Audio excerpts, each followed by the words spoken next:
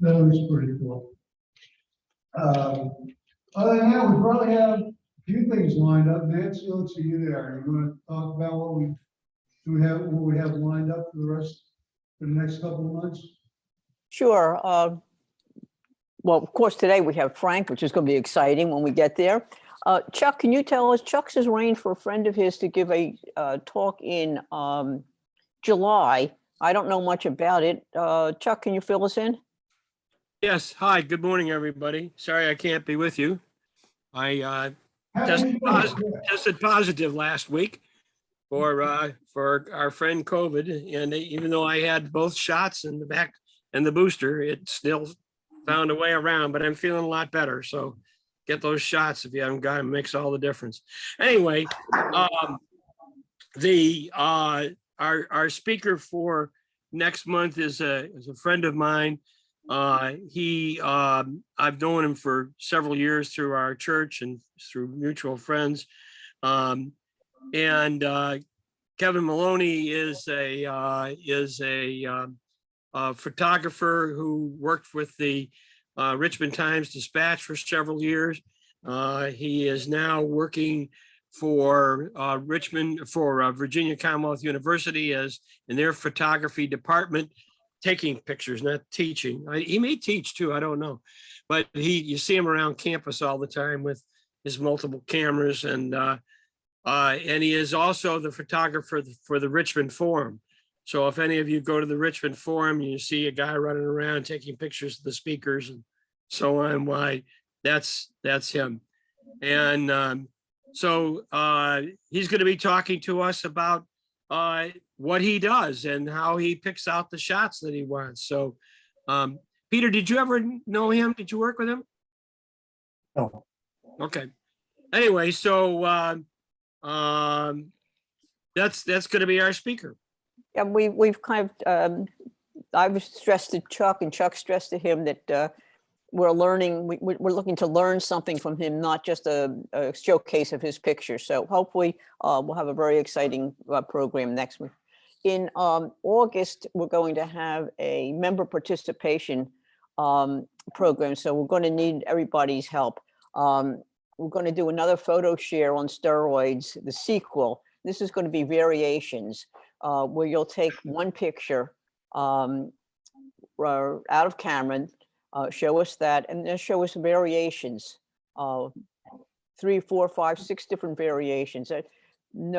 Every picture has multiple options to it.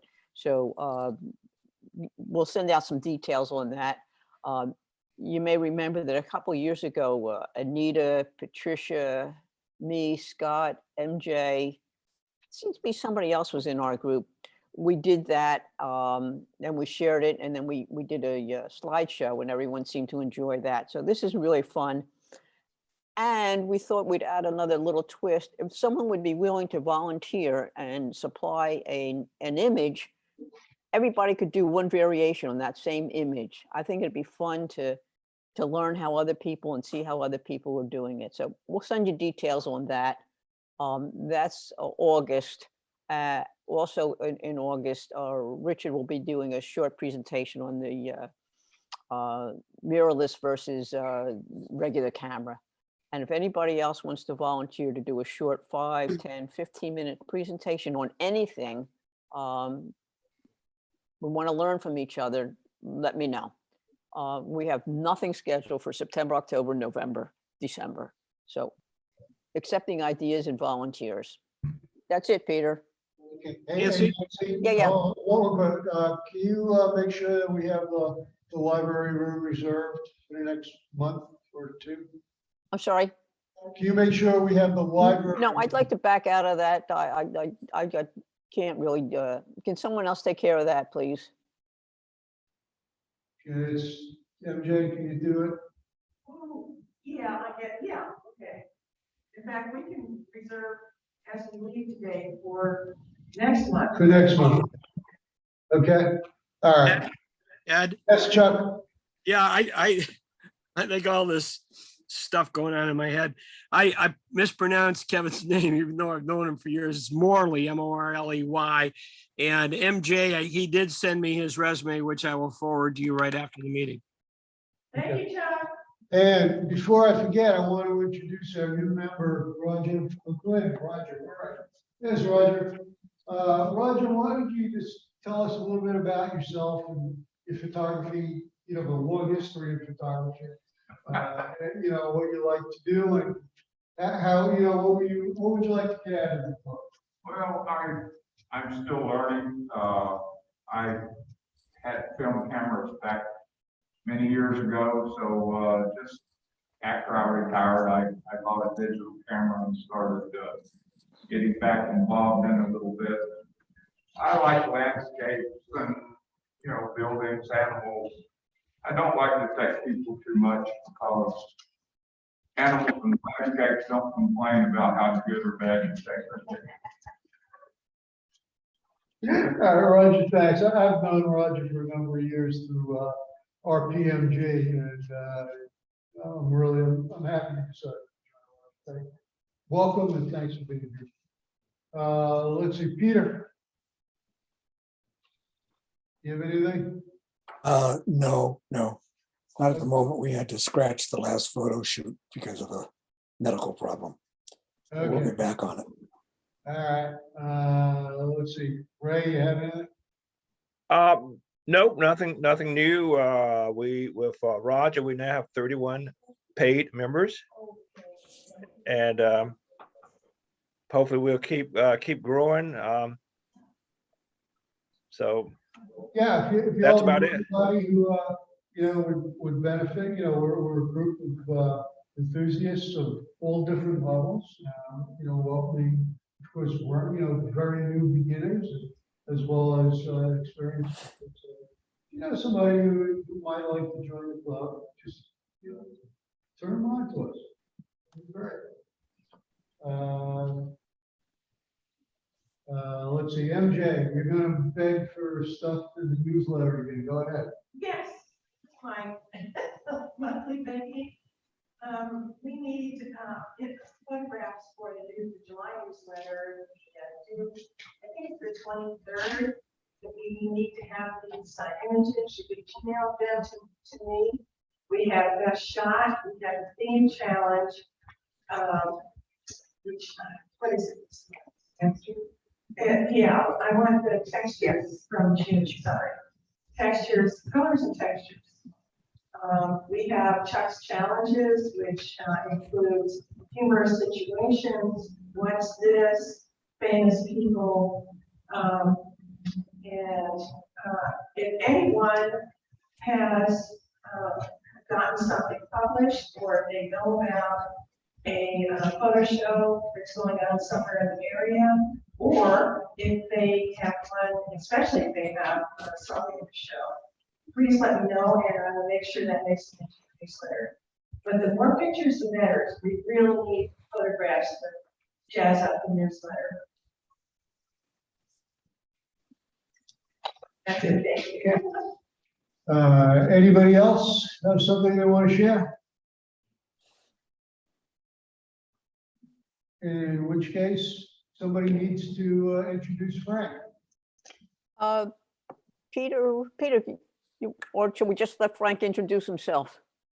All right, Frank. Well, somebody needs to introduce Frank. That did not preclude Frank from introducing Frank. Let me just say that Frank's a great photographer and a wonderful teacher, and I'm excited to have him here. I have heard him present before, and it's always very interesting. So that's it. All right. Well, thank you, Nancy, Peter, Ed, all of you. It's I have to say, it's a bit intimidating actually to be in front of you all, because I know many of you, and I know what fantastic photographers, those of you that I know. So it's again, it's a bit intimidating thinking that there's anything I can say that's terribly informative, but I'll certainly give it a go. As for myself, like many of you can see from from what I see, many of you are retirees, or if not, must be close. I retired some number of years ago after 40 years in the defense business. I was an engineer, but I had always been all throughout my life as an adult, I've been interested in photography. Like many, I took up photography when I started to have children, and wanted to record their lives and their growth. But soon found that photography was interesting for its own sake, and the more I looked into it, read about some photographers that you would all, or most of you would recognize. The likes of Ansel Adams and Edward Weston, so forth. I soon came to understand that photography can be an art form in and of itself, not just an instrument for documenting. And so I started taking classes, and like I'm sure many of you did, and just kept up with it as best I could. But it was a busy time in life. But I always figured that someday when I retired that I'd give it a little bit more time. And sure enough, when I retired, I decided to go back to school and get another degree. This time I got a fine arts degree with emphasis on photography, and I graduated in 2016. At the same time, soon after graduation, moved here to Richmond. My degree was at the University of Colorado in Denver, and social forces, namely being with grandchildren, motivated to move out to Richmond, because all 7 of my grandchildren live somewhere scattered here on the East Coast, and since they weren't coming to us, we moved to them. So here I am in Richmond, and glad to be here. It's turns out to be a fantastic place to be. Anyway, while I was taking this coursework at the University of Colorado, I had to sort of determine, give it some more thought as to what about photography I really liked. What was it that really motivated me? What really interested me? And I found that for me, it wasn't so much subject matter. I not that I didn't appreciate the mountains of Ansel Adams or the street photography of others, the Cartier-Bressons and so forth. I loved all their work, and it was certainly captivating. But what really turned out, as I thought about it, really what really fascinates me about photography is the compositional elements of design. It's putting elements of design together in interesting ways that in the end was most motivating for me. And so that's what I've decided to concentrate my photography on. One of the consequences of that is that you don't really need to have spectacular scenery in front of you in order to develop those kind of photographs. And so that's what this talk is going to be about. I call it the photography of the unspectacular. Again, not because I'm against the spectacular landscape, that fantastic image of an eagle diving into a river or coming up with a fish in its claws, or anything else that's we consider spectacular imagery. Certainly, I love those images myself and admire greatly those who can take those images. I'm not very good at it, quite honestly.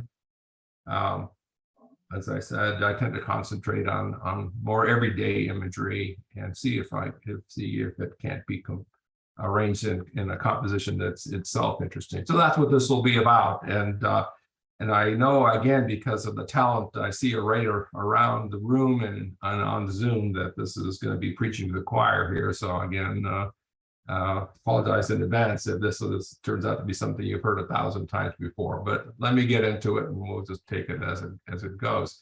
So I'm going to try see if I can share the screen, and hopefully you're seeing someone tell me if you're, are you seeing the screen? Good. Yes. Up there. Yes. Can you see a cursor? Yes. Yes. Oh, good. Okay. Okay. So, as I said, this is the photography of the unspectacular, and so I say subtitle: taking interesting photographs of everyday things, and here we go.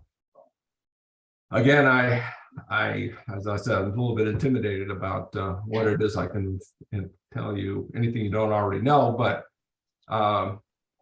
in the end, it's going to be all I can do to remind you that it's, as this cartoon emphasizes, it's not what you look at, it's what you see. I think that's the gift of photographers, in that we work at seeing what others cannot see, what others that, not that they can't see, it's just that they don't see.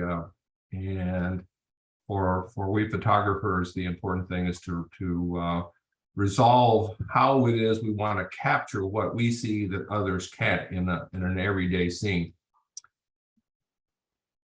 So what I mean by this is that in seeing what most people don't see, we look out at the world and we can see with our training and with our artistic vision, potential for artful composition of universal design elements. Again, I go back to the notion that that's really what I look for, not so much the thing or the certainly not the spectacular thing, but I look out in the world and see design elements and wonder how it would be with the right composition, they can be formed into something that's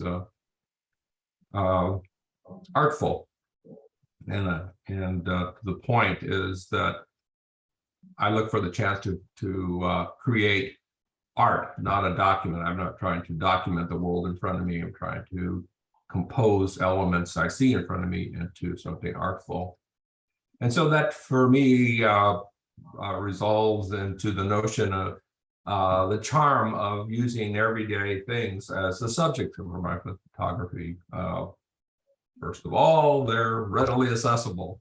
All the everyday things, by definition, are there all around us, and there's no need to travel to exotic locales to find them. Although I admire people who have the times, the means, and the interest and the strength to do it. Patricia just came back from Egypt, and I shake at the thought of all that would have entailed, and more power to her for doing it. And I know she's come back with some fabulous imagery as a result. But you don't need to, at least in terms of this kind of photography. It's the subject matter is all around, and with our skills as a photographer, we can transform the everyday into something compelling. And so that brings up the notion of what makes a photograph compelling. Well, we all know about composition. Light, obviously, is the very essence of photography. Light is built into the meaning of photography. I guess most of you know photography is derived from, I believe, they're Greek words for drawing with light, photography. So light is obviously the essence of what photography is about, and composition. Well, again, I'm going to mention composition over and over again, but I know you've all had presentations on that, and again, for the folks of you that I know who are in part of this club, you are all experts at composition. So I'll mention it, talk about it a bit, but it's really, this isn't a lesson on composition, because I know you all know it. The other aspect that I think makes a photograph compelling maybe is less talked about, but you probably all understand it, and that's the notion of a connection to the human experience. So when I talk about compelling, I mean both these elements: the use of light and the arrangement of design elements into a composition, and also an image that somehow connects to the human spirit. And we'll talk about each of these in turn. We start off with composition. And composition, again, as I think most of you know, has to do with arranging, composing, if you will, design elements. And what are the design elements? Well, again, I know this is, again, going over something you all well understand. The elements of design are traditionally light, color, line, shape, texture, value, variations in light, form.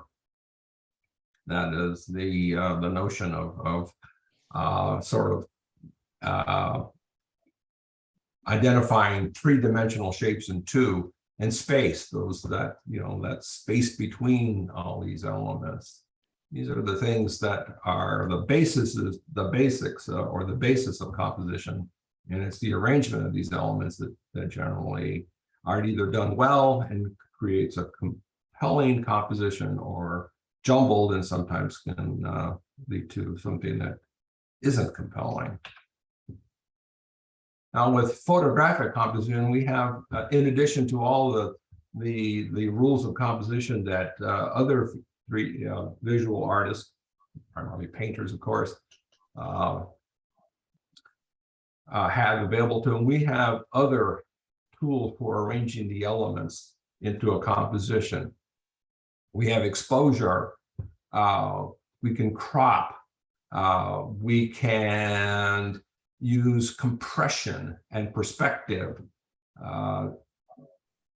and these are additional tools that the photographers have: framing, cropping, leading lines. All these things are ways and means by which we take the design elements and arrange them into something that's visually enticing, something that will cause someone looking at the imagery to pause, at least for a little while, as they take in these design elements in this composition.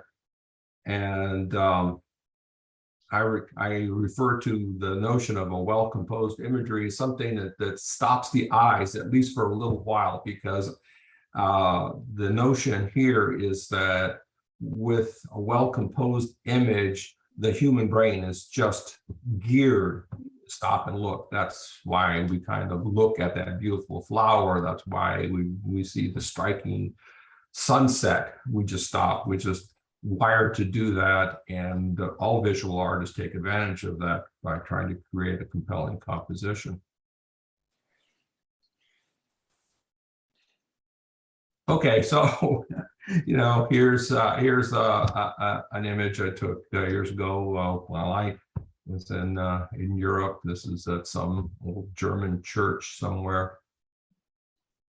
This scene is, if you look on the internet, you'll find this variations of this image because it's a famous stairwell. But you can see what I'm talking about in terms of leading lines and repetition. The contrast between light and dark and so forth. These things are just naturally appealing. If you were standing under that stairwell looking up, you would stand there in awe for many seconds. It's just compelling. Again, our brain is just wired for that sort of thing. And so as a visual artist, we photographers should always be looking for such compelling compositions and trying to arrange the scene so that, in fact, we can form one with our photograph. So, again, to repeat, the photographer's eye, we like to believe, and I think it's true that that a photographer has an ability to look out into the world and see what most do not. That we see the elements of design when we look out at a scene. We don't just see that truck or the stop sign or the bird or whatever. We have the ability of seeing the elements of design, and our training, our first instinct is to see how we can compose these elements into something that is a compelling composition. The trick for photographers is to see it how your camera sees. And this is, again, something that most people who are non-photographers just don't think in terms of. We as photographers, if we are going to use our gear to compose the design elements in front of us, we need to see how the camera sees, and that is we need to think in terms and see in terms of light and tonality. Color is interpreted by a camera, not by a human vision. Human vision, as most of you know, interprets color far differently than a camera does. And we can take advantage of it, we can adjust to it, and it's something that we need to do. There's also the notion of framing and cropping. Obviously, you know, the human eye tends to focus on something very specific. And what is the most common mistake you see in amateur snapshots? Oops. All right, I guess, shall I continue? Most common mistake you'll probably see in friends of yours that just amateur snap shooters is that they'll see something interesting. They'll see a fox in the field, and you know they center the fox in the middle of the field and take a photograph, and then are surprised why the image in the end isn't all that terribly interesting. Well, that's because again they don't see in terms of how the camera sees, and you as a photographer can and do, and you think in terms of how that's framed, how that image is framed, how focus is used, how depth of focus is used, how time can be compressed, how you can show speed or you can freeze frame, and in particular, how you can use dimensional compression, how you can take 3D imagery into 2D and use that as part of, as a design tool, as a compositional tool, I should say. So here, for example, I assume many of you will recognize this as the ceiling of the lobby of the old City Hall here in Richmond. And you know, people who come, well, now that I think it's still closed, but when it was open and when it opens again, you know, you walk in the lobby, you look up and you see all these various arches. Well, a photographer can see that with the right lens setting, you can have all these various layers that are in fact separated or well spaced in space. You can either compose these things so that those different layers are shifting in focus, or in this case, I chose to keep it all in focus and use compression so that all these images look like they're smashed on top of each other. That is a decision that you as a photographer can make, and is again utilizing the tools that photography provides you to make compositional decisions using those tools. Here's an example of how seeing the scene as the camera sees it, as opposed to your eyes see it. This is an example of it. This is underneath there's a freeway overhead there, and this is a path underneath the freeway, and it was lit with two primary light sources. There's sunlight coming in through a gap in the roadway, and it turns out there was a mercury vapor lamp that provided additional lighting in this area for pedestrians. Well, most people will look at the scene and they would just see shades of gray, because as you may know, the human eye is pretty well adapted to taking different light sources and making it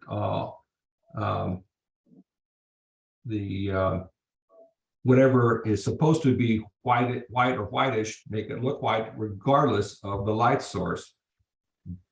But I understood when I stood there that the camera would see this mercury vapor light source is green. That's what the physics of the situation is. And so I knew the camera could capture this in this fashion. So the parts of the scene that were most lit by the mercury vapor lamp actually reflected green, and the sunlight scenes were shades of gray, even though, again, a human look at the scene would just see variations of shade of gray, wouldn't necessarily see the green.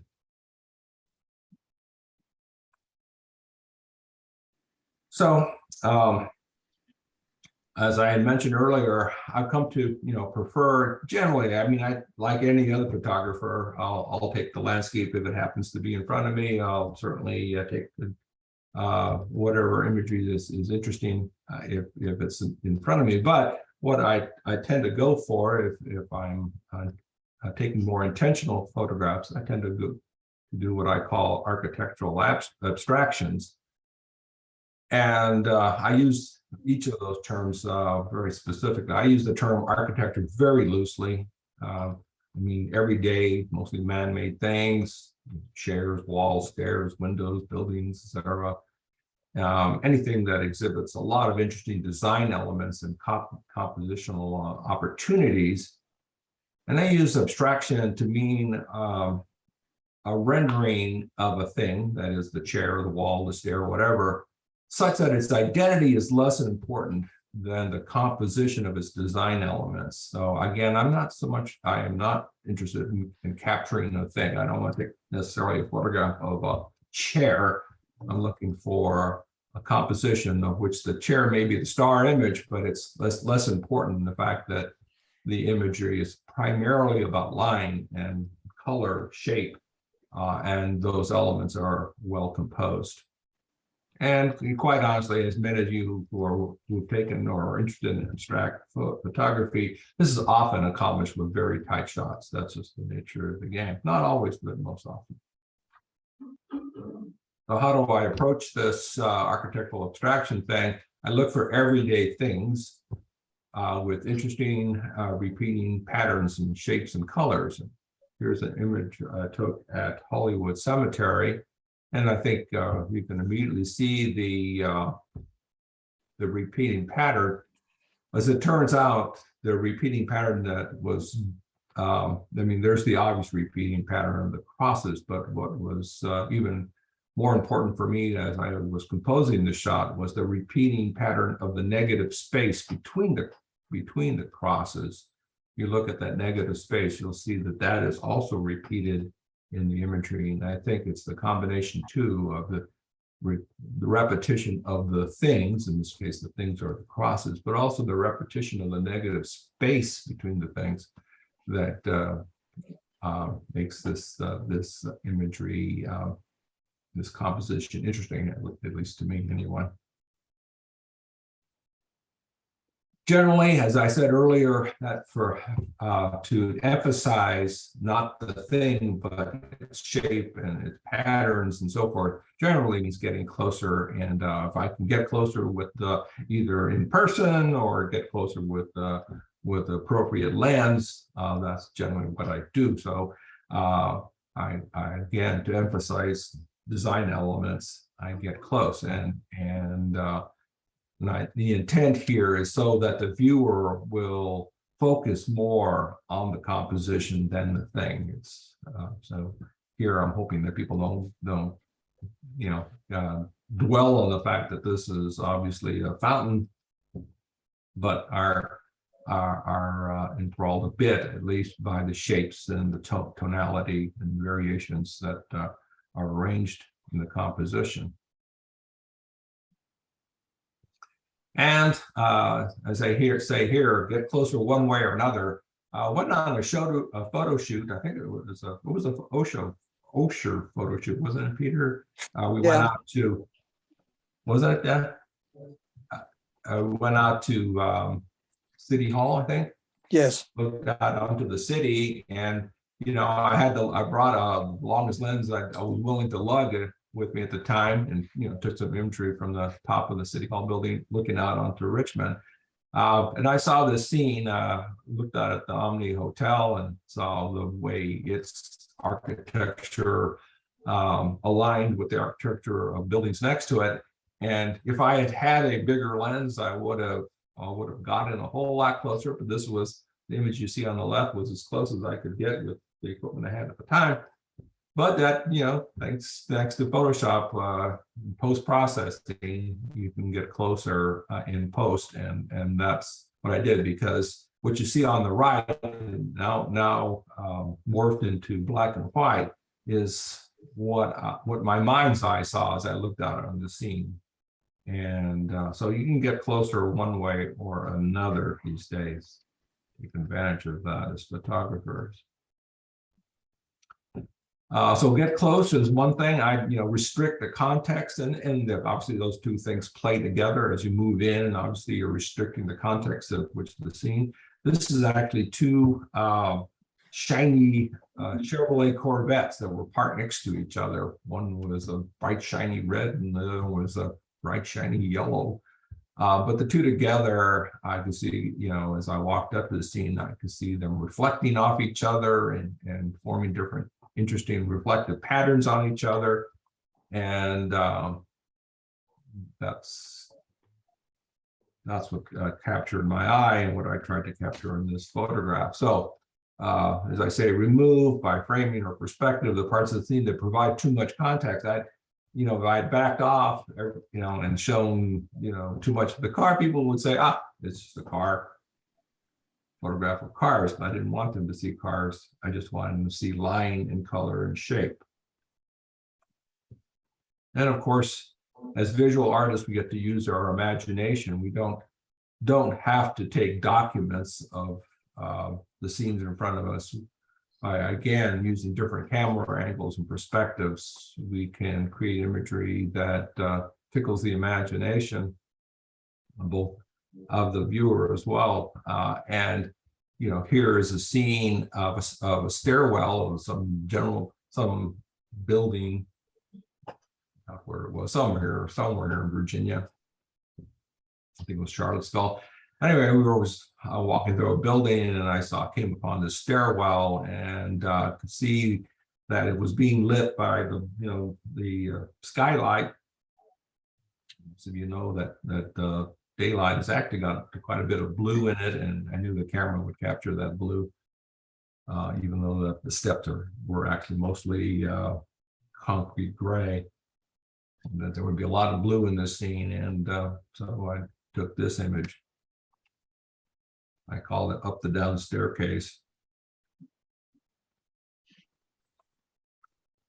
And again, this is preaching to the choir, experiment. That's what photography in many respects is about. You can't be afraid of mistakes, make lots of mistakes. It's how we learn, how we stretch ourselves. And I understand that, in fact, most shots won't work. At least I will certainly admit that when I go out at a photo shoot, I will take a lot of images. I was interested to hear Nancy talk about an upcoming session where you'll look at images where you take multiple views of the same image. That's terrific. I certainly concur with that. I certainly do that. I'll take a lot of work, and then when I come back, curate it, and if I get one good shot out of a photo session, I consider that a success, and I don't consider that to be any kind of violation of visual art making. It's what we photographers do. Curation of our photo shoot is part and parcel of any successful photographer, as far as I'm concerned. So as I say, a significant aspect of the art of photography is curating your shots. So part two of what makes a photograph compelling is this notion of connection to the human experience. Now, if you're taking a street photography or any kind of imagery where people are central to the imagery, that certainly tends to be an easier thing. It's perhaps a little less obvious how you take an imagery of a chair and make it a connection to the human experience. And I certainly agree that it certainly can be more challenging. The elements that those aspects that connect with the human experience are generally things like capturing joy or tragedy, humor, nostalgia, awe, beauty, mystery, and there are others as well. These are what in front of you there is a collage of famous imagery that I'm sure you recognized from your understanding of art history, and you see how these elements have been brought into play and make the imagery more compelling because of that connection. for my architectural abstraction, I'm probably not going to bring joy into it. Tragedy, certainly don't intend to involve tragedy. What I try to do, and I don't claim success all the time, but what I try to do is this notion of using the composition to capture the eye. Again, I alluded to the fact that the composition, a well composed image, design elements just naturally causes the eye to stop. When humans are just sort of geared to do that. And I try to take advantage of that and then provide something for the mind, something for the mind to chew on. And that, in terms of the abstraction, is to just get the viewer to stop for us, a few more seconds and try and puzzle out, what am I looking at? And if I get those two elements together, or to the extent I do, I think I've succeeded. And I don't have any illusions that my work is going to cause someone to just faint in awe, or stand enthralled for a half hour looking at it. But if I can capture their attention for a few more seconds than the average 3 seconds, I think, that people look at a photograph, I will consider it to be a success. Just so you know, what you see at the left is taken through the annex to the state building. You walk through the state building there, they have some windows out in the open and some very interesting architecture. And to the right, you may recognize Richmond International Airport. Has these sunlight coming through those panels and provided interesting architecture. So that's what I try to do. That don't always succeed. Here's an image. I left a clue in this image for people to puzzle through, and you see it there in the upper right. You'll see a nail sticking out of the wall. I don't know if you can see it there. I left that as a clue that this is just a wall that came upon. It had an interesting paint job, and there was a bit of a depth to it, a sort of an alcove-y thing going on, and the light pattern was intriguing. But I want to leave at least some clue for people to puzzle through and trying to figure out what it is. Another image I took. This was taken at a mall with a overhead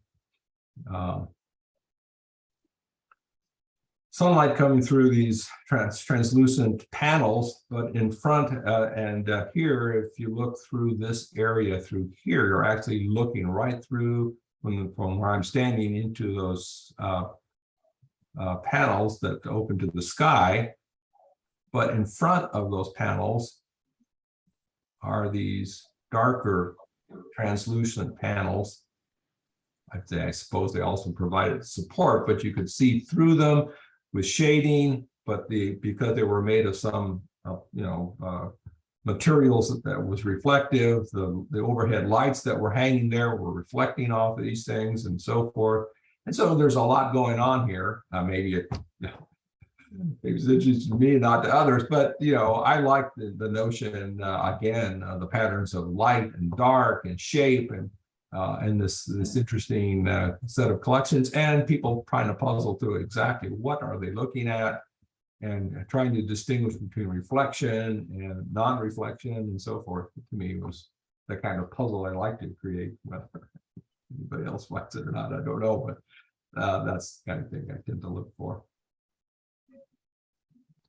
So let me shift gears here a little bit and talk about something that I think is related to this topic of taking imagery of unspectacular things, and that is the notion of a photo project. Again, I think it's something that sounds very much like what Nancy was talking about earlier, or Ed, that you all tend to think in terms of these photo projects. I think that's wonderful. So the notion here is to pick a subject or a theme and take multiple images on that theme, and it's the theme that binds the the project's compositions. And set a goal for creating a mini portfolio, 3 images, 6 images, more. And the value, I believe, is that, of course, it's first and foremost the motivation to get out and look and see. And the next one is even more important. See more of what you are looking for. I don't know if you've had the experience. Last year, my wife bought a car, and it was a model that I wasn't familiar with. But once I saw what she had bought, then I start seeing that model everywhere. I guess I just never noticed it. And go down the road and say, "Oh, there's one." She like her car, and oh, there's another one. And what I'm getting at here is that once you start photographing something with a common theme, you start seeing more of it. And the more you see of it, the more you understand it, and the more you can conceive of how you might compose that into a visual image. So that's what I mean by seeing more of what you're looking for. And again, a little portfolio with you create a body of work, and it's an opportunity to create a lasting tangible art in the form of prints or a photo book or a slideshow. So here's an example of what I'm talking about. This was a portfolio I created actually while I was taking that fine arts program at the University of Colorado, Denver. I called it seat assignment, and I think you'll see why.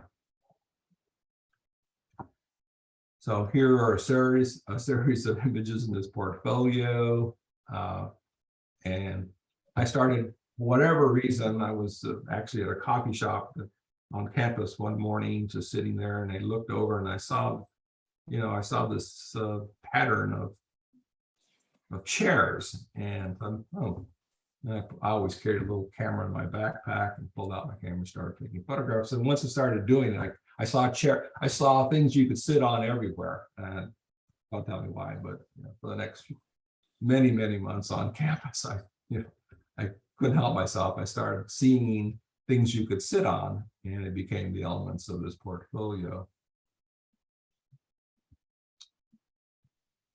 Call this one Call to Order. Here, the play of positive and negative space.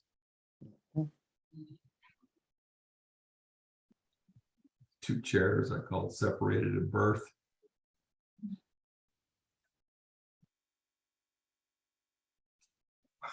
RGB, well, probably the most unimaginative name you could come up with, but they were the primary elements here were the colors, red, green, and blue. Oh, this one framed Rothko. I don't know if you can see where this is a wall. This actually is some sort of a sitting thing. It's I don't know what it's made of, but it was material that was framed here. So I don't know what it caused it. And there's this thing was actually recessed. This red wall was actually recessed relative to this white wall, and in that recess was this bench made, I don't know what material, but whatever material it was framed. So we call this Rothko. Here, all I saw were things that were parallel in multiple directions. Here, of course, there was all these lines, and they caught my eye.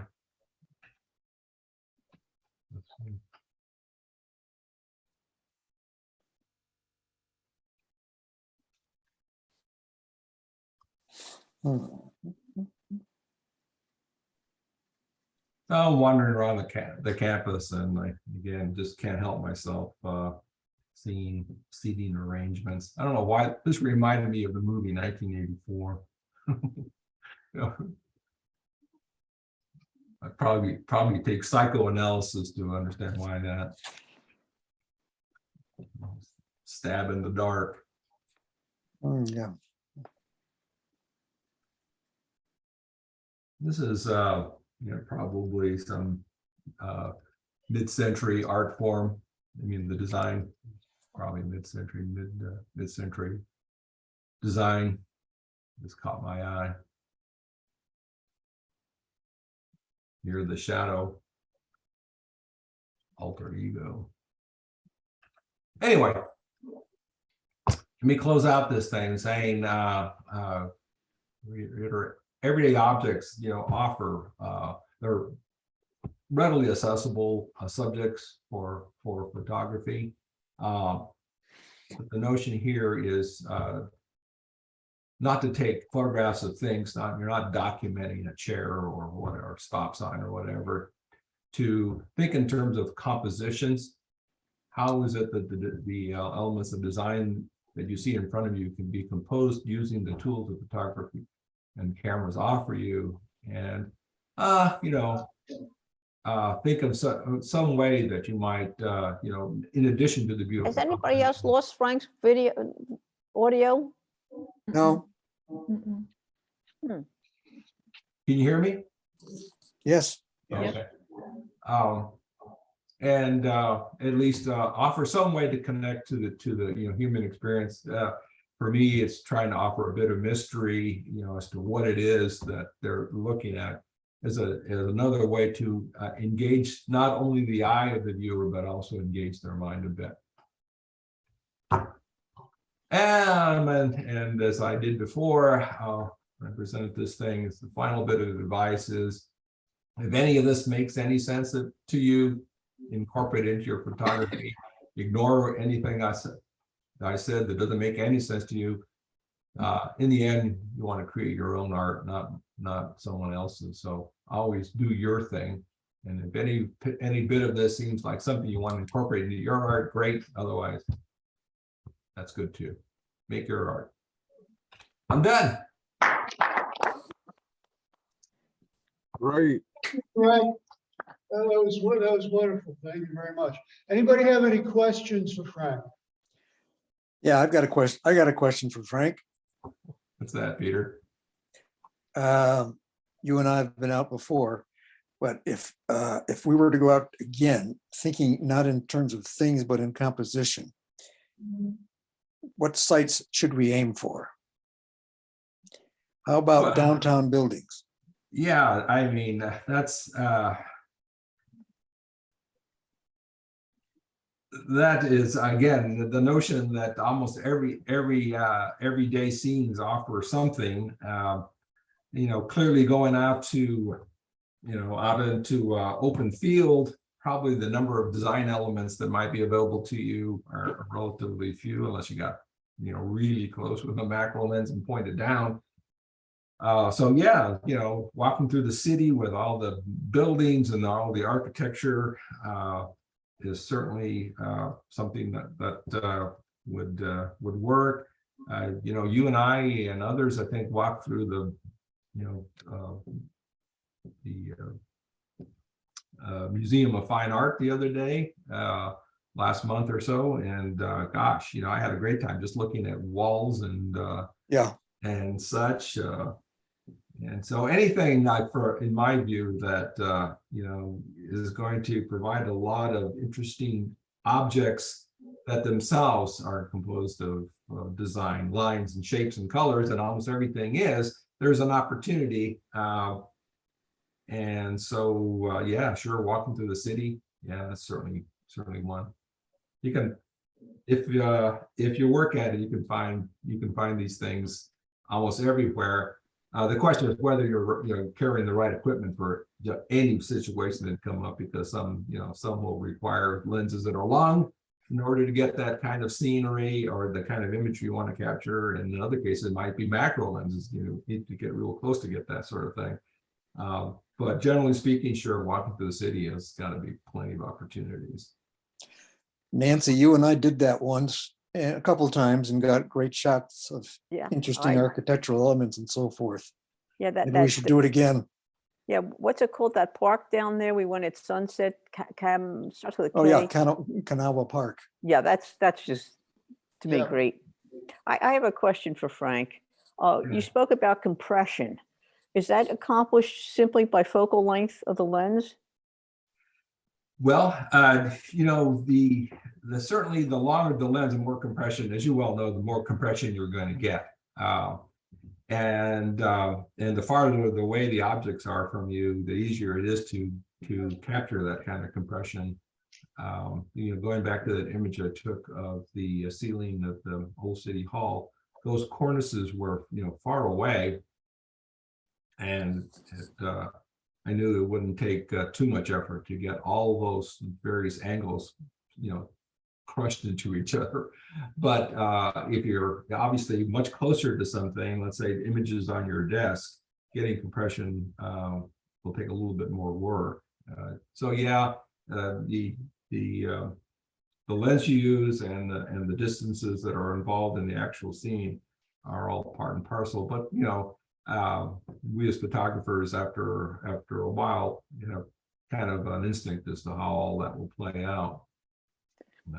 So you're saying it's easier to get that compression from a distance with a long lens than it Well, is up close? certainly that is, you know, it almost happens automatically with that context. Long lens and far away, you're going to get compression just automatically. Okay. I have a question. What kind of lens do you normally carry?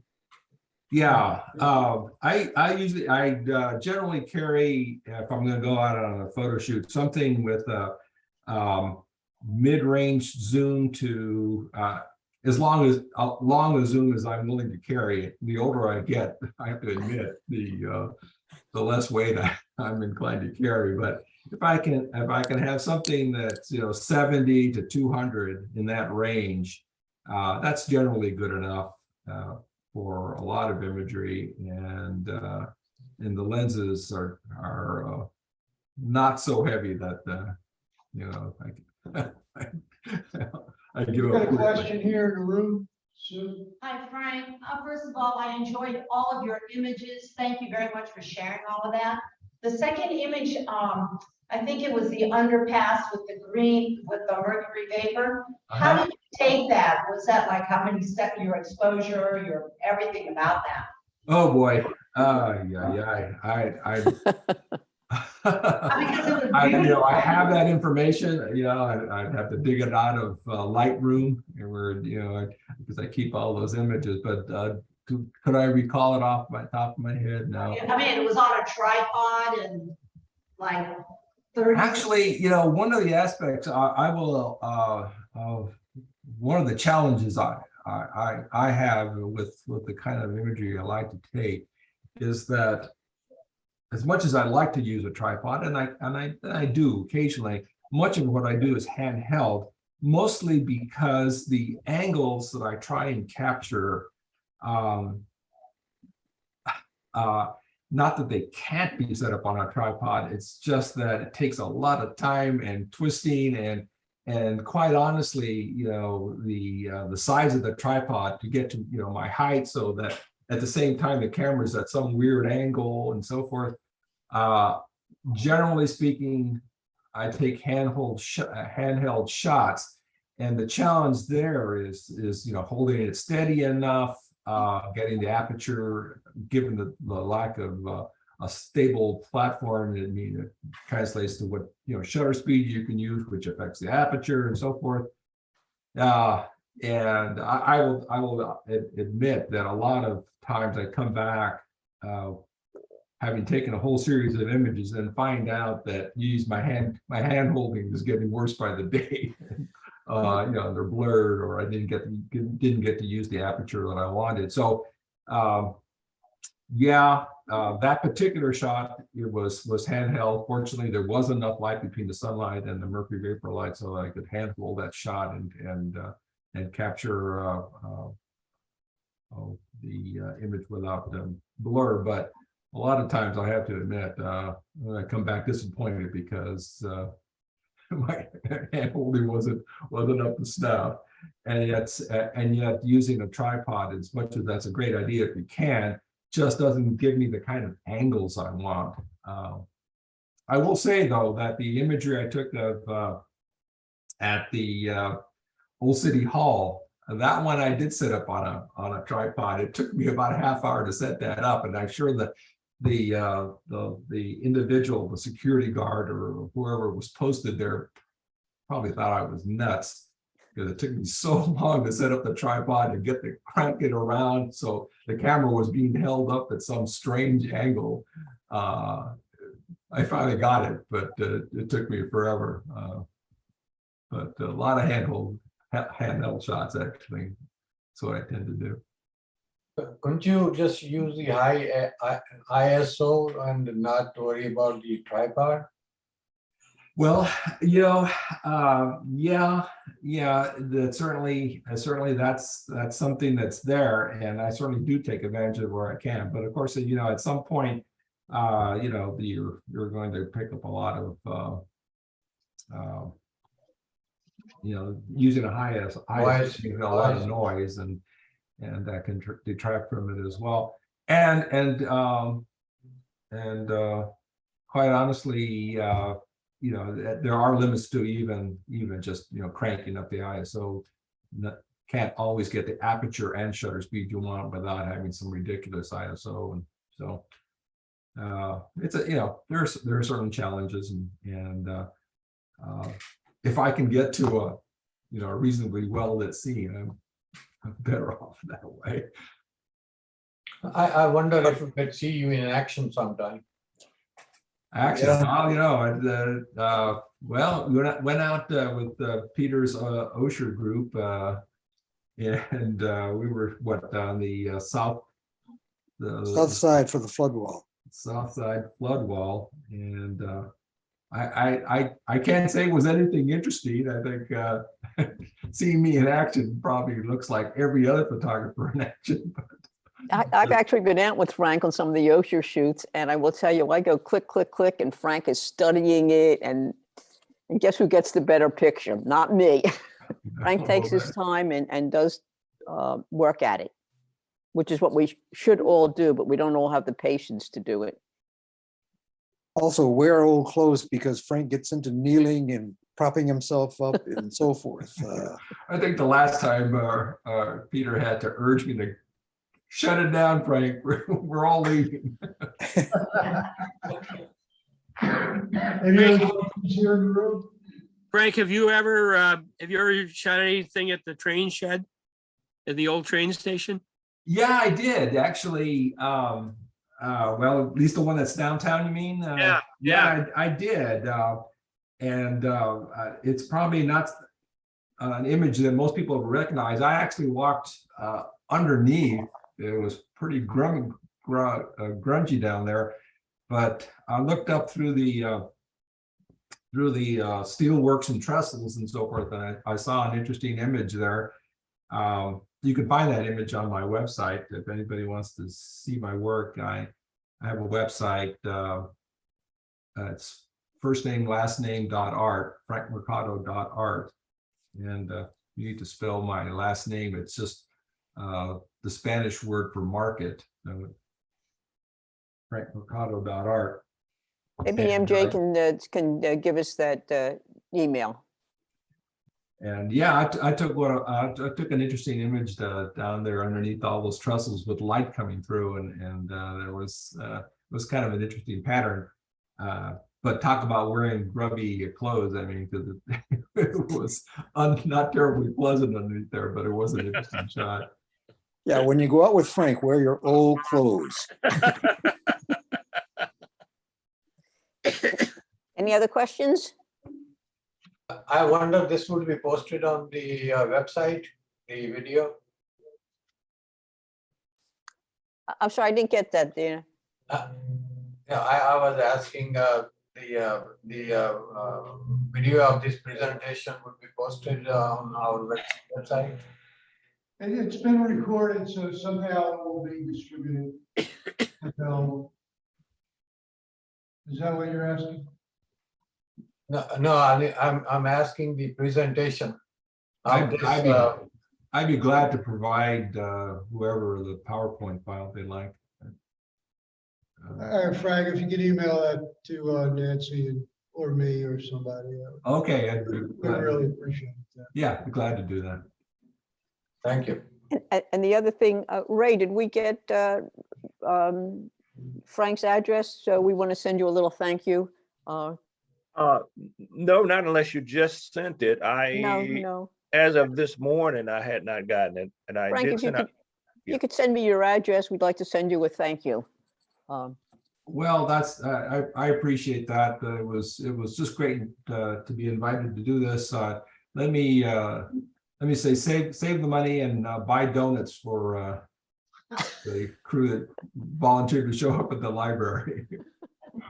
So Frank, how would you like to be a member of the club? Sure, yeah, that'd be that'd be terrific. How do I do that? Ed, good point, man. 32. Yeah, we'd love to have you. Oh, thank you very much, Ed. As I said, I know many of you, and think the world of your photography. So, thanks for having me here, and I really enjoyed being it, and I look forward to being part of the group. Righty. All right, thanks again, Frank. All right, so we need to photo share? Yeah. Okay.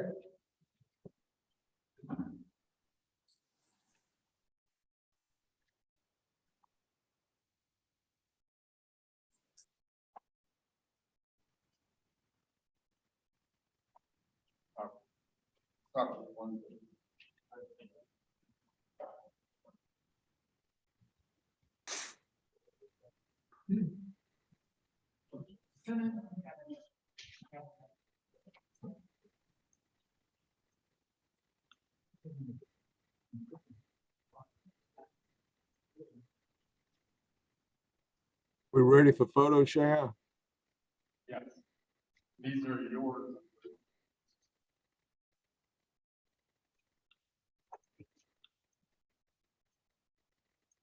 Bill?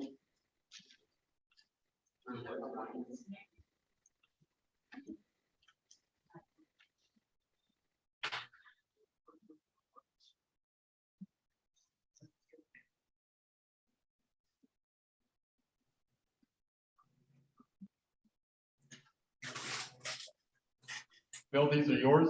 Want to go ahead? Yeah, okay. I'll go ahead, but on my screen, I don't see the entire photograph. The horse's feet are cut off. Okay. It's loses its, That's fair enough.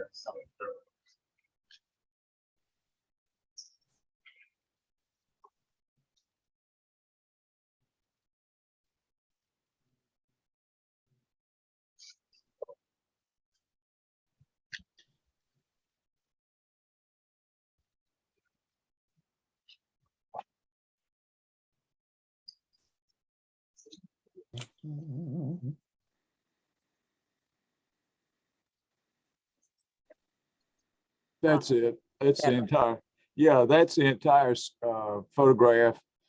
And the photographs I have, it's kind of a mixture. This particular photograph was taken Sunday before last in Crozet, where they obviously have polo matches. And that's the title of this one is, I believe it's Chasing the Ball. I can't see, yeah, that's it, Chasing the Ball. And that's what they're doing. And interestingly, up there, they have women and men playing on the same teams, playing together.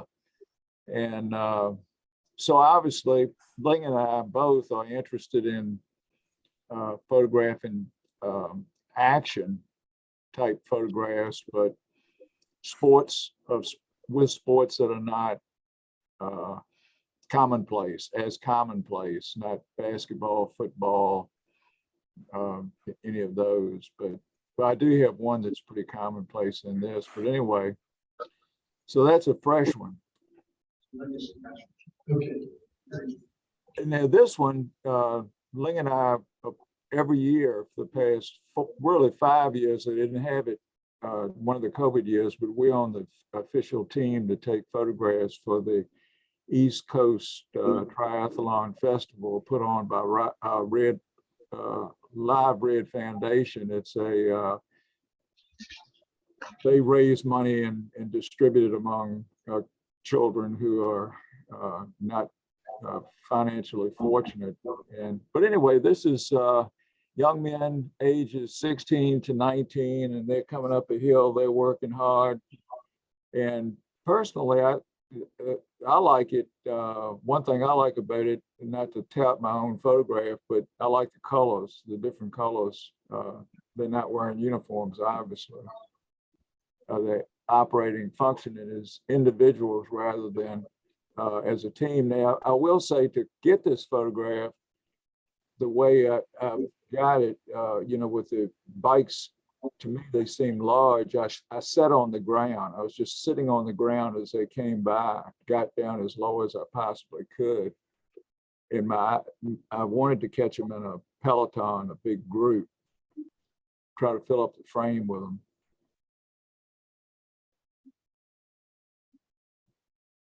This one, I was under the impression we were supposed to do something with color and texture.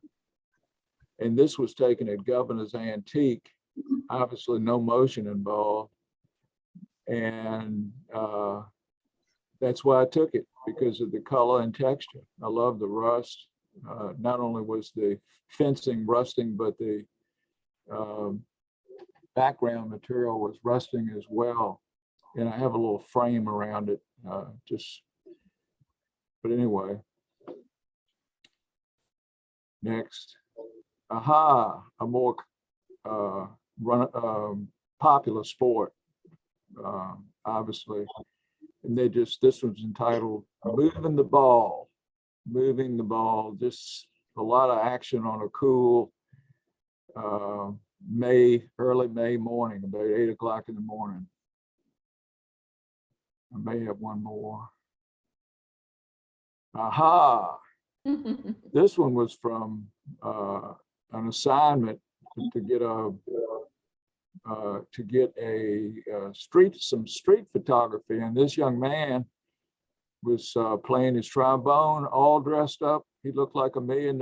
He was on Curry Street, and it was a Saturday morning, and people are walking by, most casually dressed, and it was just a terrific juxtaposition of him with his professional look and dress, and with everybody else in a truck over there selling vegetables. And of course, I cropped the picture to try to mimic the shape of the trombone. But that's all I have.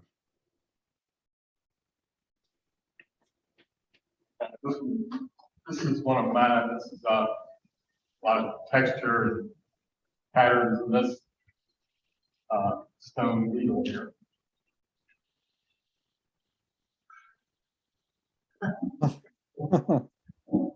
This is one from Virginia International Raceway. There's lots of textures. And, the carbon fiber vehicle made out of. That's a Bentley.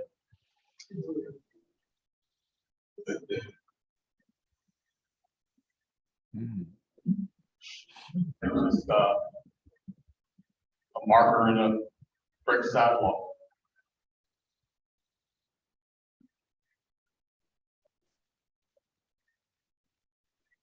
And this was oil and water with a color background.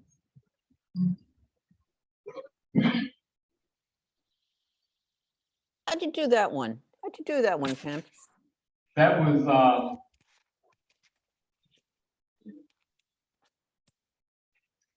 it was done with an iPad with that swirl photograph on it. A Corning baking dish with water in it and little drops of oil in the water. Neat. Mm-hmm.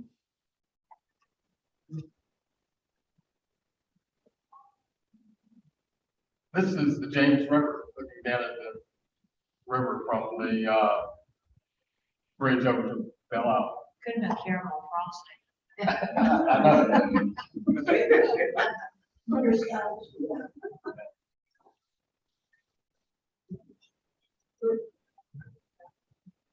This is, I think it's Grant's Pier at the President's Heads.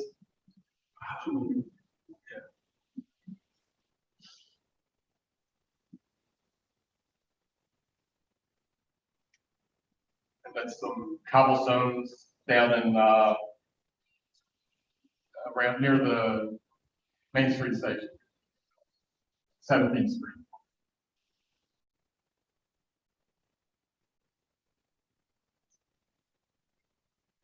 This is inside of Shenandoah Caverns. They'll allow you to take tripods. And you can see how big it is. I left people down there in the bottom. Excuse me, Kemp, did you say they allow tripods there? Yes.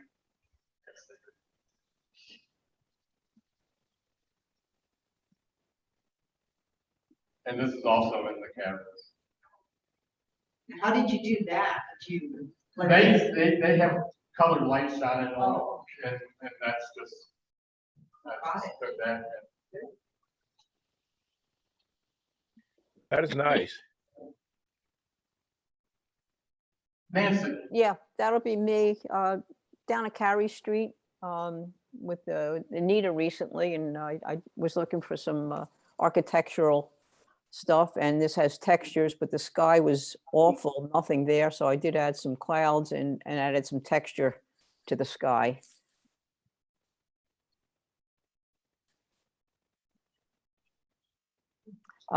This is from Iceland, and I know it was textures, but I think Peter had intended natural textures. This is just a scene that wasn't really working for a variety of reasons, so I converted it to black and white and added some brush strokes and etc. Works, Nancy, looks good. Yeah, and I put it, then framed it out to be kind of a panoramic view. Nice, Nancy. Yeah, this is, everybody knows Tuckahoe. And again, texture was the theme, so I added texture every place but except on the house and tried and brought focus there. This really looks kind of like sunsetish, but I think we were there like 10 o'clock in the morning or something. The texture allowed that warm feeling to it.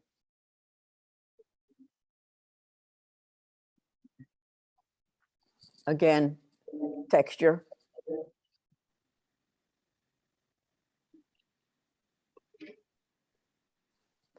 This I thought qualified, semi-qualified for patterns. It was a stretch maybe, but Hey, Nancy, are you using your Photoshop elements to add all of your textures on that, or? I'm using, sometimes I use elements, but usually these days I'm using Topaz Studio 2. I actually think this one might have been in Elements, but generally almost always I'm using Topaz Studio 2. That's my new favorite program.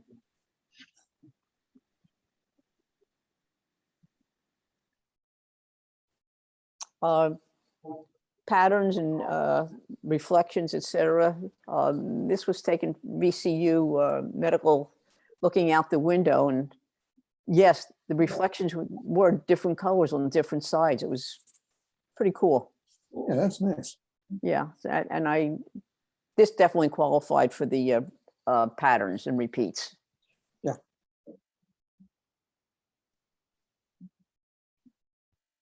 Hang on, reading it. This one's mine. This was a long exposure. And no one can guess what it is, which is fine. It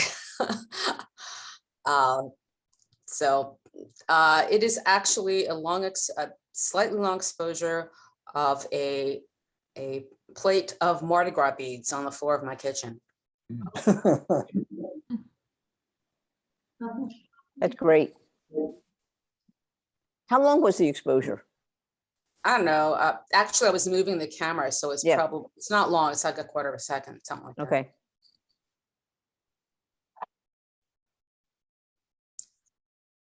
This was just this very strange cactus object that was at the Atlanta Botanical Gardens. And I did a little softening and clarity on it, but mostly that's out of the camera, except of course it's black and white. But it really is very pale and green. It's very strange looking.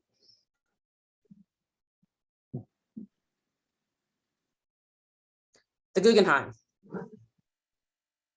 Straight down on the ramps. Cool. Okay, one of my favorites. When you're in New York, you have to go to Mood, which has all of the fabrics known to man. And it also has all these rafts of ribbons stacked up. And I have many pictures of assorted ribbons, but I like the blue ones.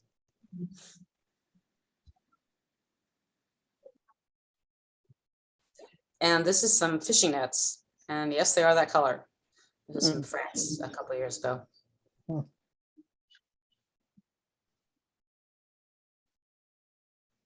I went to the pyramids.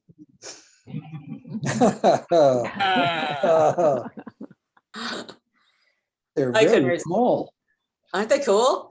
They're very, very small. Yes. That's probably it for mine. Yeah, that's it for mine. Oh, that's mine. We have that's in the atrium of our church downtown. We have a skylight, and that is looking up, but that's the atrium reflection at around the edges. Cool.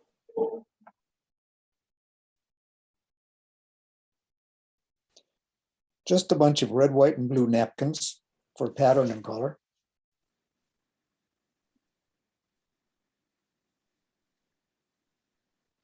I don't remember where this is. I just like the some kind of dam or something or other, I guess.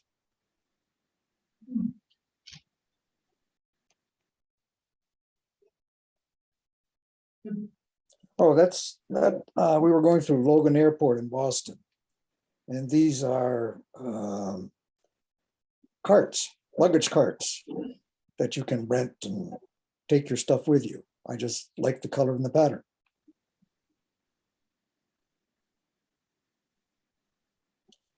Just another downtown reflection.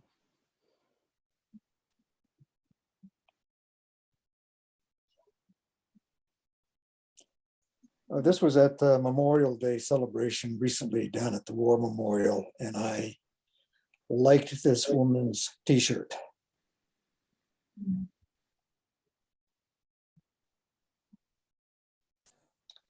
Not even sure where this is. I like almost the texture of the hat and the scarf together.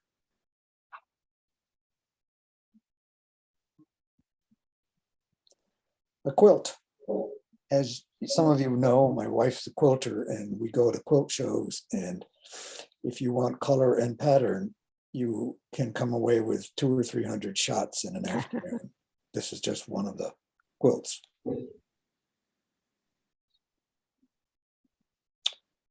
This is a mosaic. Again, this is on the floor of my church in the city.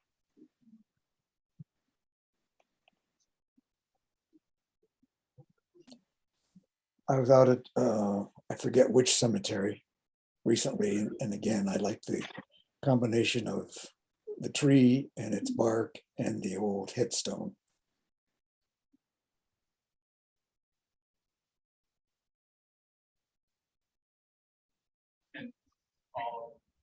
I think that's it.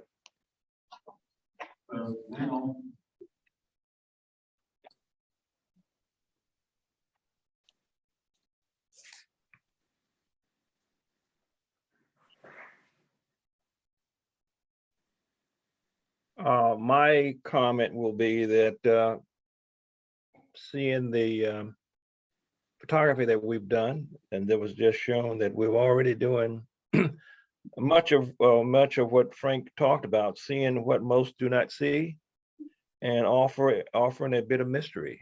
So, Yeah. very good. Some fantastic images.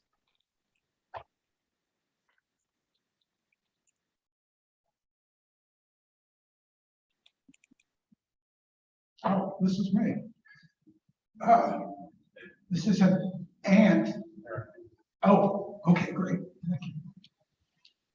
This is an ant, obviously, dragging a Luna moth wing, which is kind of like if I were trying to drag an aircraft carrier, which he's doing it. I thought between the fuzz all over the ant made a good texture. Where does he point? I'm sure I'm doing something. Oh, okay, wrong button.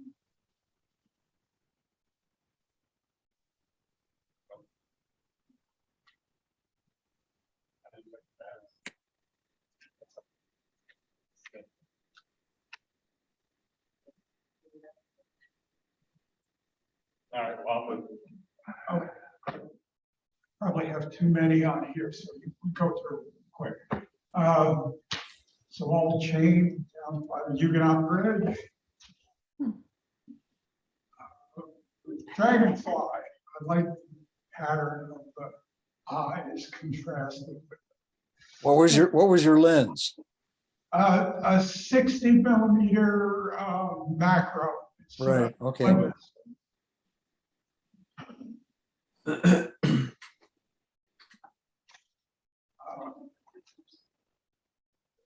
That's just a construction fence, the contrast, the wood and fabric. Fly on my back porch.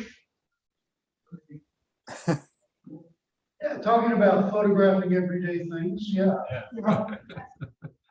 That's beautiful. That's really. There's another guy. I like the pattern on the eyes. I can't tell if you can actually see that or not. No, what you need to do is take a picture of you and shrink it. Put it right in front of the fly. Yeah, I can be Vincent Price. This was just some frayed rope. I thought it had good texture. That's cool. Cracked paint on the side of a boxcar. Oh, that's nice. Chip paint on the side of a boxcar, peeling paint. Cool. And this is some graffiti that was on the side of a boxcar, like the paint cracks, and then they write over it. Made a good pattern. Where was the boxcar? Where were you? I was trespassing. Okay. You're breaking the law. Okay. I should have included that in one of the rules of composition. Yeah. We've all. Don't be afraid to trespass.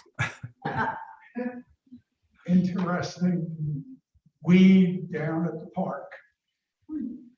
It's okay to laugh. Wet leaves, classic texture subject. A thoroughly beat up boxcar. You're not going to tell us where you trespassed, though, huh? It's better if I don't. Yeah, not to come, but I've been chased away from it. It's just a seed head down at the park. I took with the macro. DMFA, the walkways to the parking garage.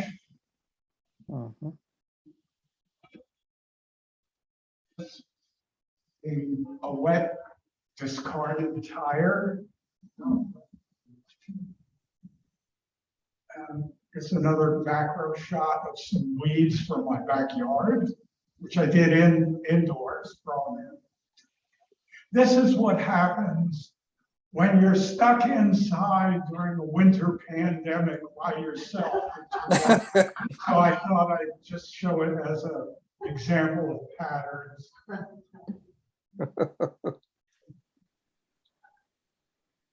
And that's the last. Yeah, that's-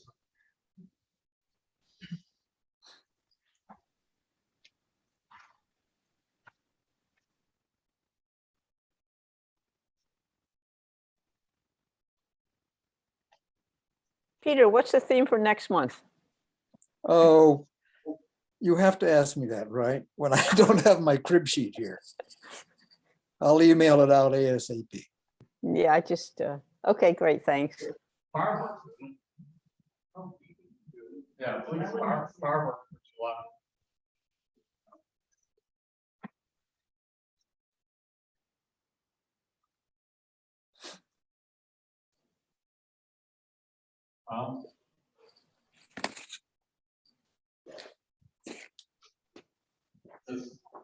This says.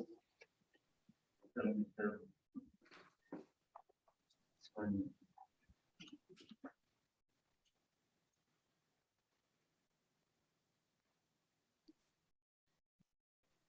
Says the folder's empty. Huh, it shouldn't be. That's not good. Oh, well.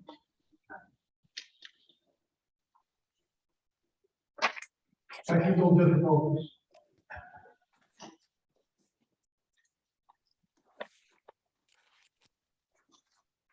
Well, to Frank and our other new member whose name I've already forgotten, I think it was Roger. Peter gives us a theme for our photo share and for the month. That's why you're seeing so many textures and patterns this month. That was the theme. The challenge for July is fireworks. That's on the assumption that we can get out and get some fireworks shots. I'm just curious, what's the next month, as long as you have it in front of you? So you took 20 years. August, Mm. Blue Hour landscapes, What was that? evening landscape shots. Landscape. In September, it's transportation details, close-ups of cars, trains, airplanes, anything that is an item of transportation and you get up close to it. Well, someone's got theirs already with the boxcar. Yeah, Yeah. He's he won't tell us already where 2 it minutes is. ahead. Yeah, and right. it's going to trespass again. Closely guarded secret. All right, we're back to photo share. These are mine. I didn't have the theme for this section, so I was out at a rugby match in the spring, and I'm just going to show you through a few different sections of the game that I captured. There's a couple ways to put the ball in play. This is a scrum down. The two forwards come together there, the big guys. The guy on the far side rolls the ball into that gap between the red team. Which button? What was the red team? The fire.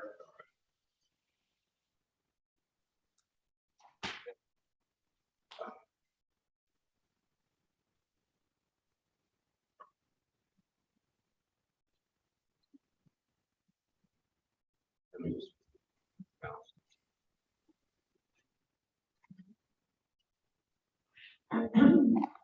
So that's a closer thing. The bigger guys are up in the front. You can tell that one guy's shirt's pulled up there. He's got some mass to him. The ball comes down between there and it rolls back. That's one way that the ball gets put in play. Another way, if it goes out of bounds, is they throw it down between the two lines of guys. And you can see how they hoisted that number 8 up in the air. They didn't do this long ago when I played. But, now they do. It goes up, he gets it, he's tapping it down to the belt behind the line there. There's another shot from the other team getting it. They grab him by the shorts, pull him up in the air, and get the ball right down to the side. Wow. Then it comes out. The ball either comes out of the scrum or comes out of line out. Now they pass it back to the smaller guys that run around. These are the backs. And You can run, but you cannot block for anybody. You cannot get any assistance. So you're all on your own. So what you try and do is throw to somebody else to get you. This guy, he was pretty fast. He made a lot of space that day. And once you get the ball, you should expect to be tackled. There's some tackles happening. Where was this? I mean. It was in Richmond. It was in a big athletic park.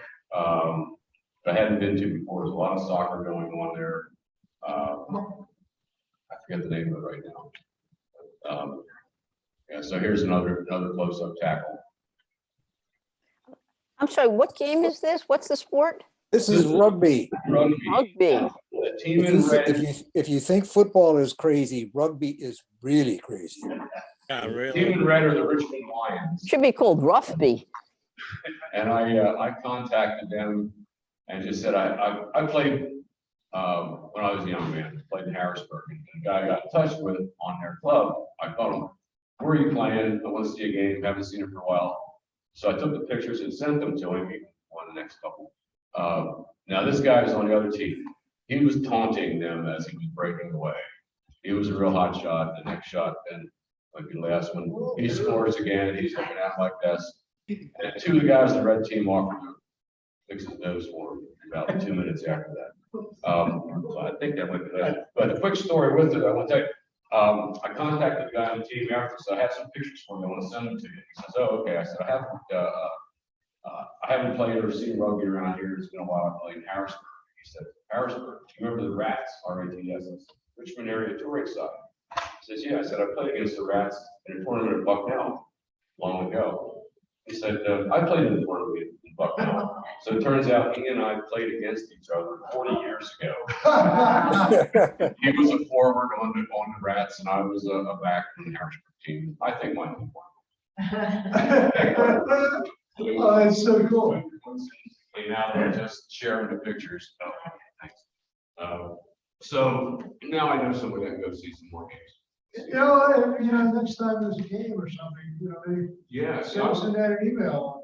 I would do that. It's fun, and it's a full-size field like a soccer field. So sometimes the action's away, sometimes it's close.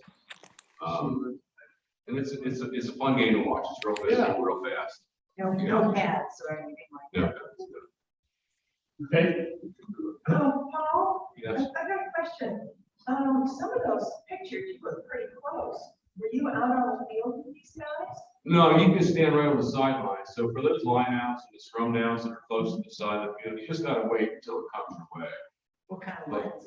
But I was using the 300 that day, but then I switched and put on I have a Zoom 24 to 120 just for stuff along the sidelines.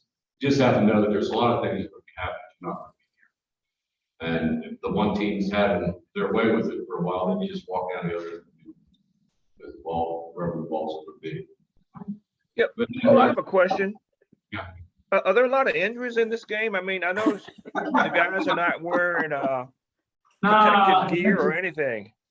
I mean, my last game was from a severe injury when I played when I was young, but it's more like scrapes and bruises and twists and stuff. When you don't have any equipment, you aren't as brave and you're a little more careful. You don't tackle with your head in front of the guy like they told you in high school. You wrap behind. But there can be. I mean, I knew a young man who was paralyzed and he was quadriplegic from an injury. So it is pretty rough, yeah. Okay, so I think I didn't read the science subject until after I put that. So, I'm trying to learn, so I went back and re-edited some pictures I had edited before to see if I can improve upon them. This was one that I had taken from Belle Isle near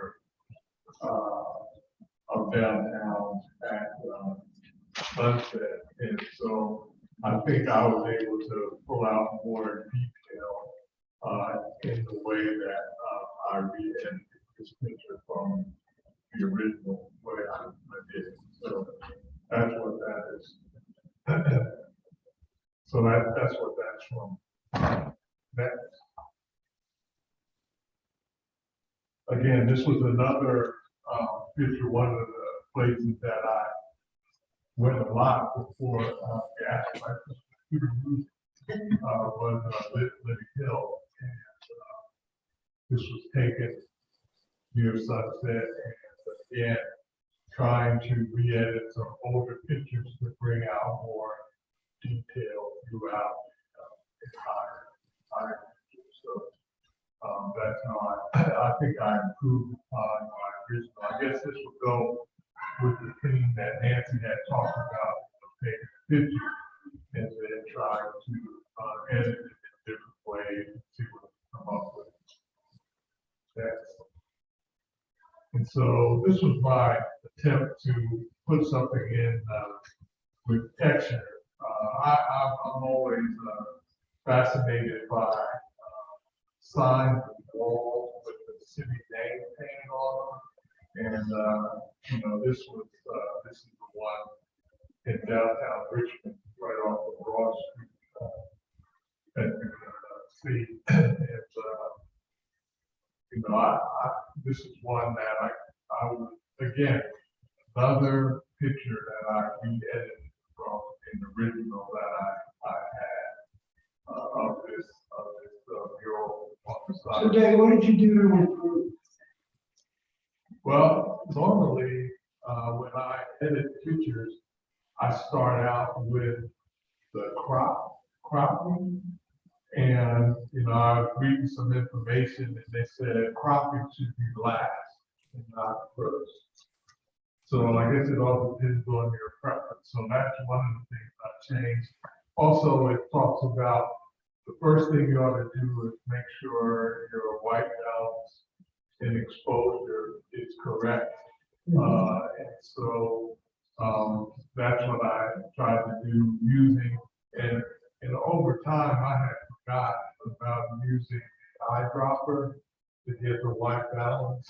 And so I started doing that again. And then as the information that I was reading, it said that the way enlightenment, the way the different items were set up, you're supposed to start at the top and work your way down. Again, based on your own preference. And I tend to just kind of jump around. And so I tried to go back and follow the instructions to see using the white balance first, and then taking highlights all the way down to like -100, and then increasing the shadows a little bit. And then from there, there was a shortcut that did the black and white correctly. If you, I use the Mac, if you hold down the Shift key and double click on the word white or black, it's supposed to adjust the white and black automatically. Now, I had to use the shortcut of option and then clicking on the slider where the whole picture goes dark, and then once you start to see a little light come back in, that tells you when you've got black and white. So again, just a different technique, and then you go to texture and clarity, and then finally looking at vibrance, and vibrance can bring out the colors, and it does a little bit better job than saturation. So again, just trying to learn a different way to edit some of the pictures that I have edited before. And you think about this was a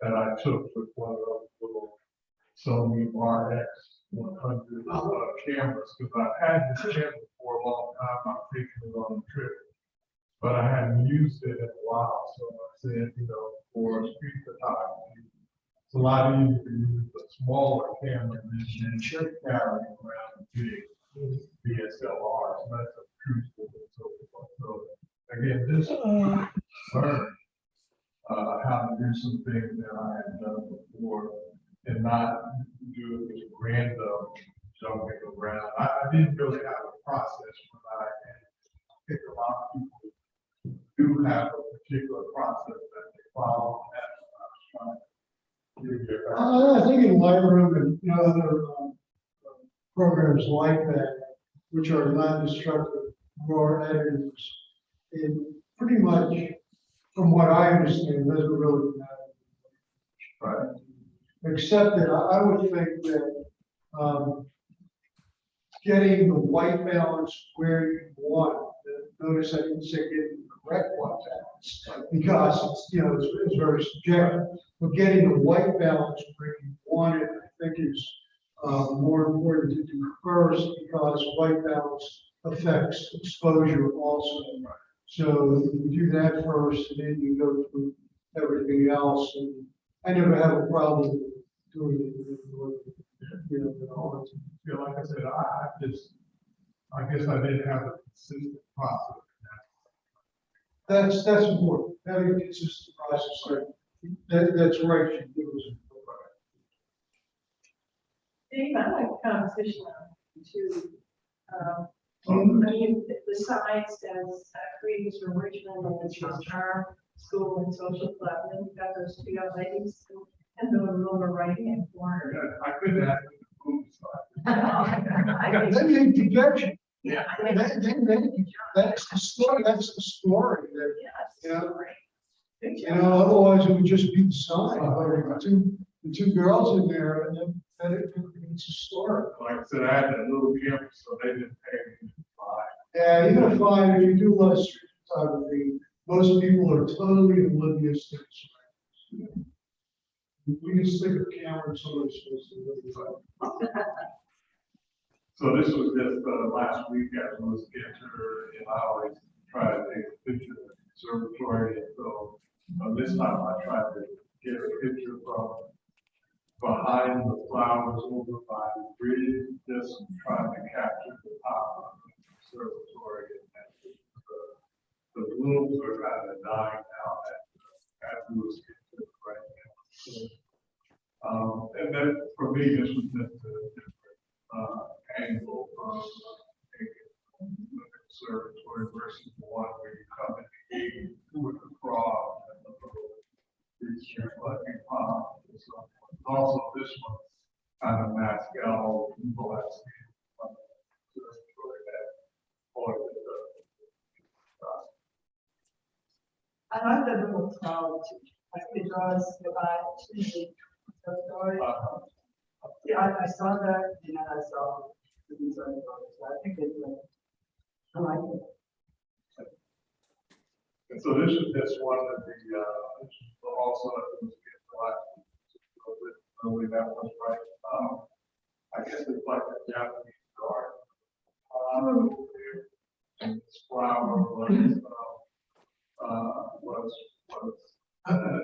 down about a couple of feet above the water. And again, different process. I guess you can see on what texture was and all that. Darken the background so basically all the soil was flower. I think that's my last. Yep, that's it. You have any more, Tim? No. All right. Good timing, 7 minutes to 12. Thanks, everybody, for coming. Good to see everyone. Gotta go. All right, Frank, thank you so much. It Really was enjoyed great it. presentation as usual. Thanks, Frank. Thanks, Good to Frank. see, even if it's not in Good job. person. Someday we'll be back. All right. Enjoyed it. Really spectacular imagery. Chairs, please. Here we go.